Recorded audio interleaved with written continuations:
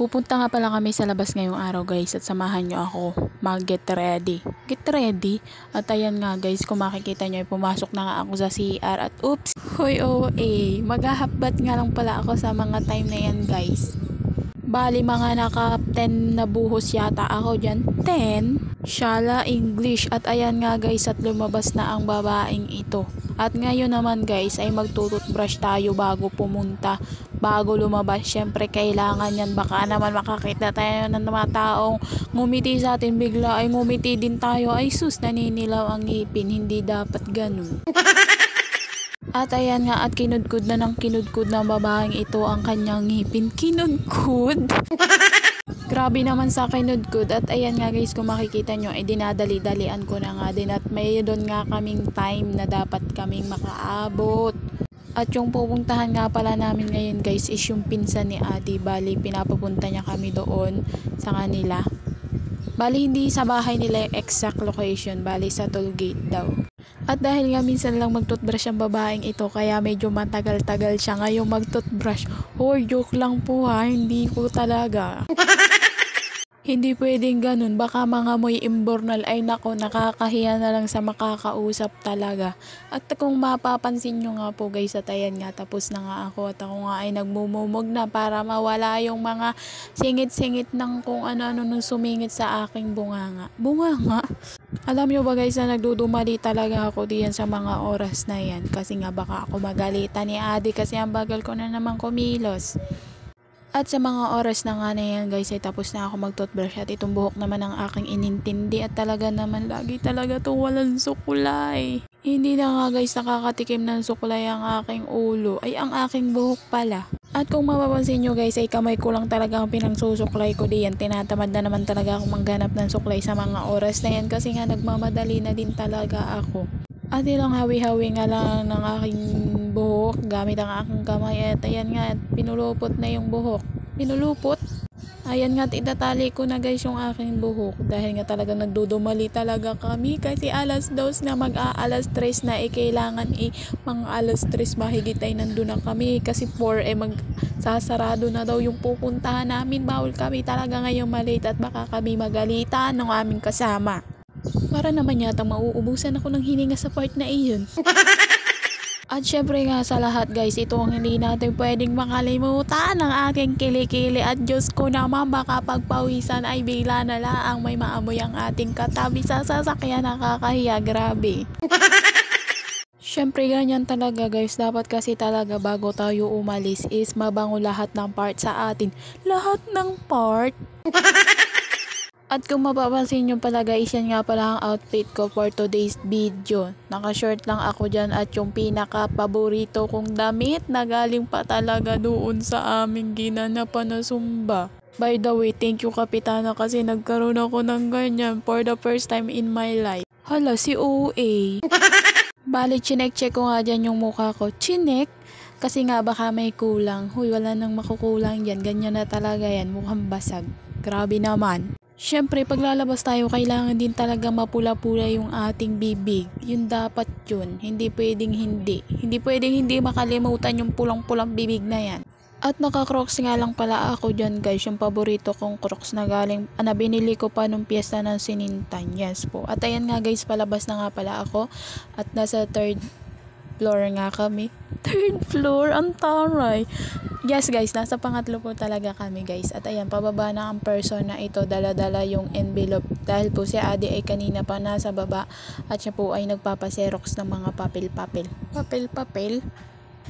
Bilangin nyo muna kung ilang palapag yung dinaanan ko. Uy, si isa palapag. At ayan nga guys, kung makikita nyo ay nasa tindahan nga lang si Adi kanina. Nagpapaprint nga yan. At hindi ko na nga na video yung ilang minutes kong pag-iintay. At ayan, nag-portal let's go na kami. Sa mga oras nga na yan ay pabalabas nga kami ng village. Taray village. At habang nga kami guys ay naglalakad papunta sa labasan ay ayan, tingnan nyo muna ang pagmumukha ko. Wala pa rin nagbago, grabe. Pinapatingnan ko lang naman ha, wala akong sinabing laitin nyo. At ayan nga guys, walang sawang katapusan. Walang kasawang katapusan na paglalakad yan. Palabas na talaga kami yan ng village.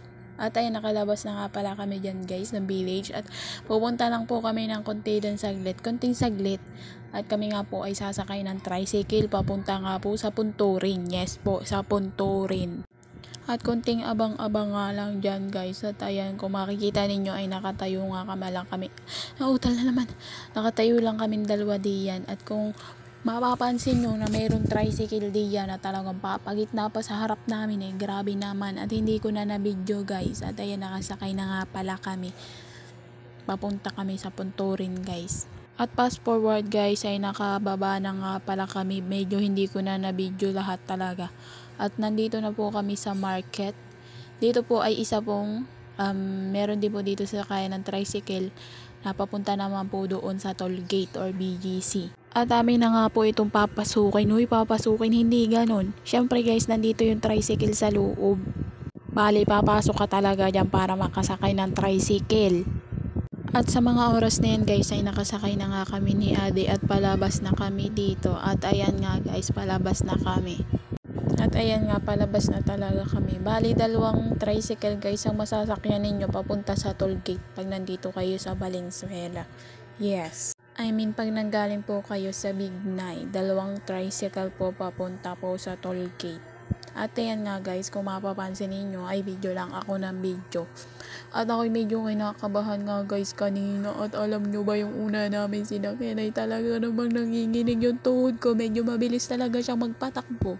Yung puso ko ay parang naiiwan na. Hala, si uuwi na naman. At ito nga guys ang dahilan kung bakit minsan ayaw ko talagang sumama kay Adi lumabas. Kasi nga minsan natatakot talaga ako sa mga patakbo ng tricycle guys.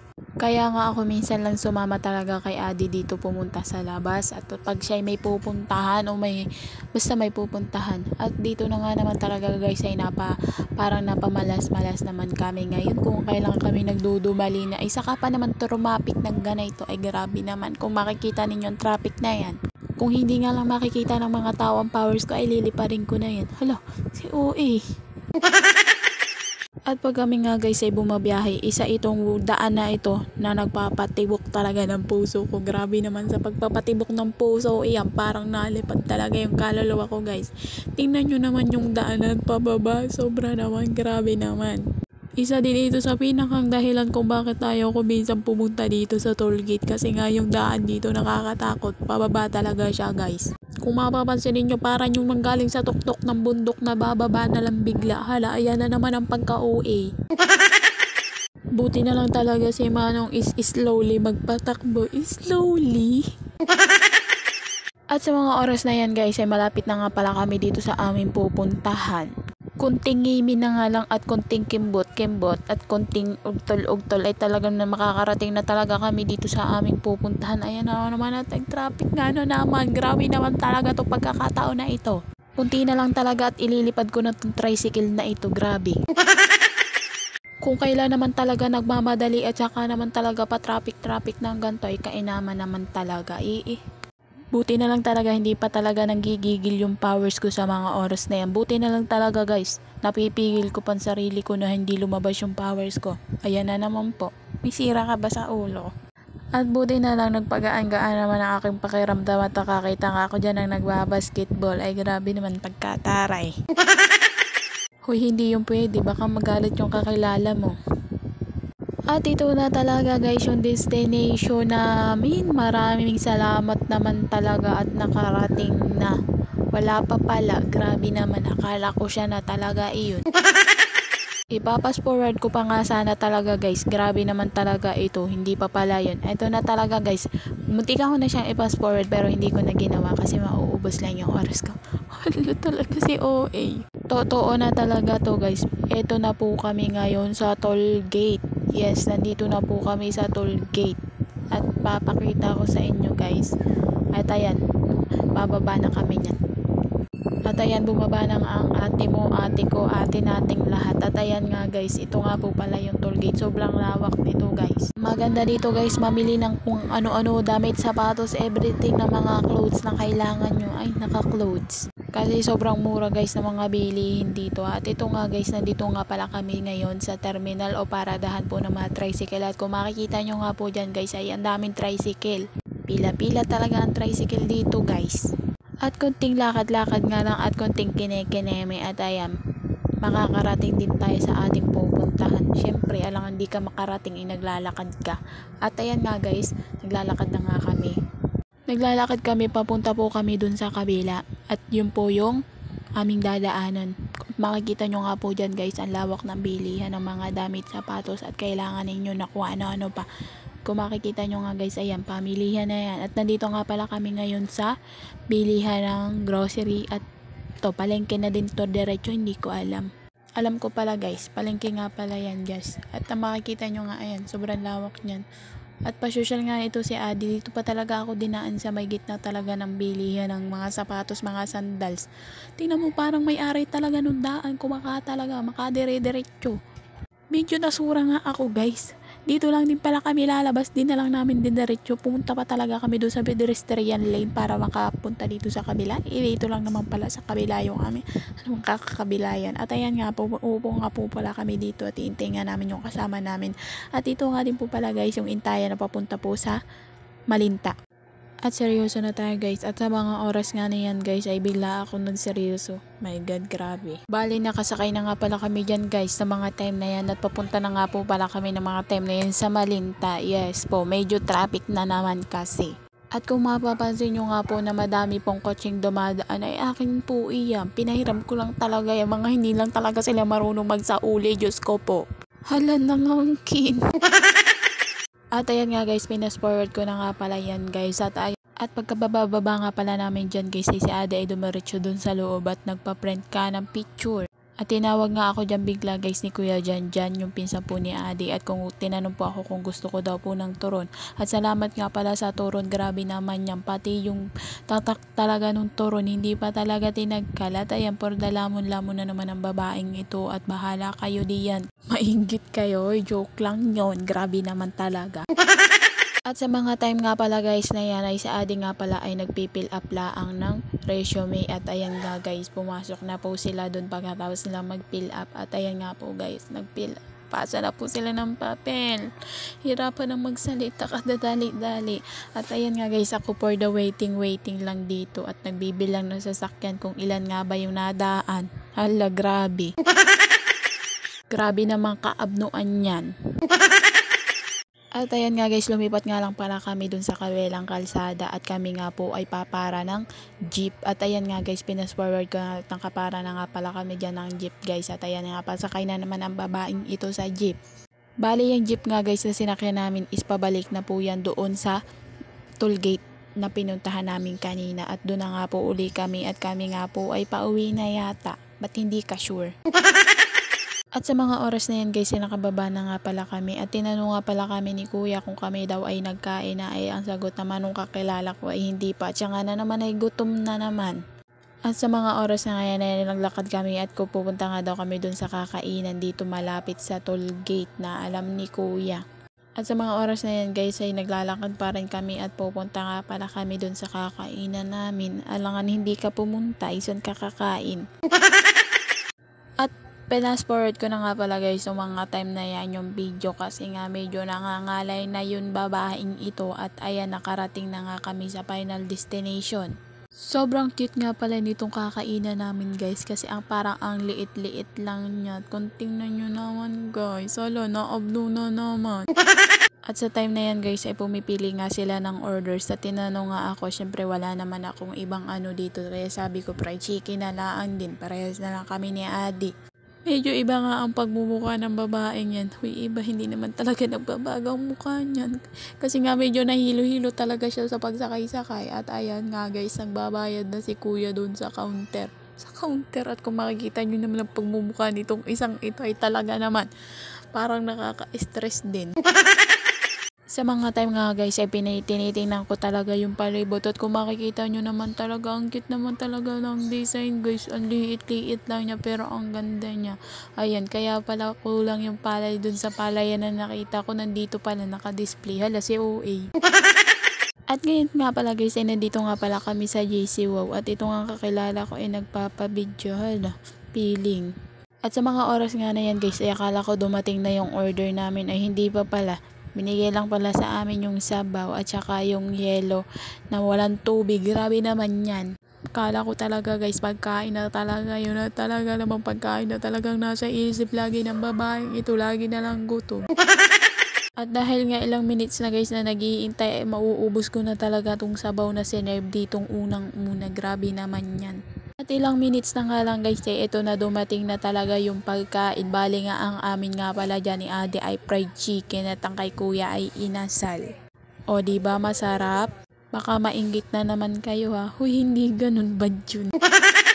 By the way, thank you nga pala kuya dyan sa libre, sa lagi mong libre sa amin ni Adi.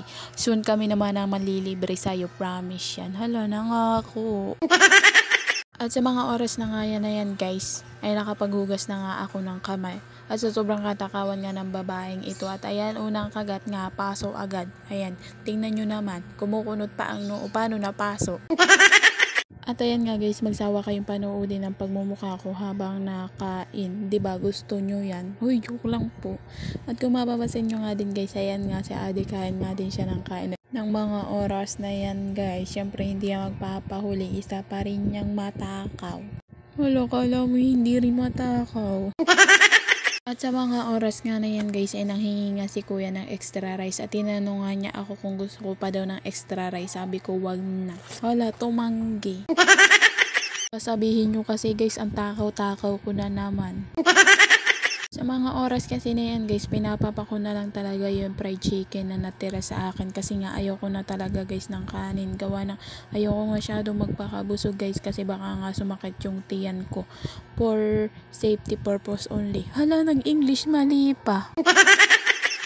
At fast forward nga guys, sa loob ng isang oras naming nakain. Hala, si OA sa isang oras. Ayan nga guys, at tapos na kaming kumain at konting pahindag lang, at ayan, lumabas na nga kami guys. Bali kami na nga lang pong dalawa ni Adi yan, kasi doon sa kabilang way na po si kuya, uuwi na po siya sa bahay nila. At ayan nga guys, hindi nga pwedeng umuwi ang babaeng ito hanggat hindi talaga naiisyaron yung Sprite. At ayan nga guys, sa sobrang walang hiya ng babaeng ito ay bit yung Sprite talaga guys. Tingnan mo naman, talagang walang hiya ang babaeng ito. Binayaran din kasi namin to guys. Si kuya lang pala. Binayaran din kasi to guys. Syempre alangan iwan namin, baka itapon lang. Syempre sayang, kaya dinala ko na. At nandito na nga pala kami guys ngayon sa sakayan ng tricycle. At magpapaalam na nga pala kami guys, kasi hanggang dito na lang po yung video. Maraming salamat sa panonood at sana isupport nyo lang tong page ko. At yun lang, at maraming salamat sa panonood. Bye!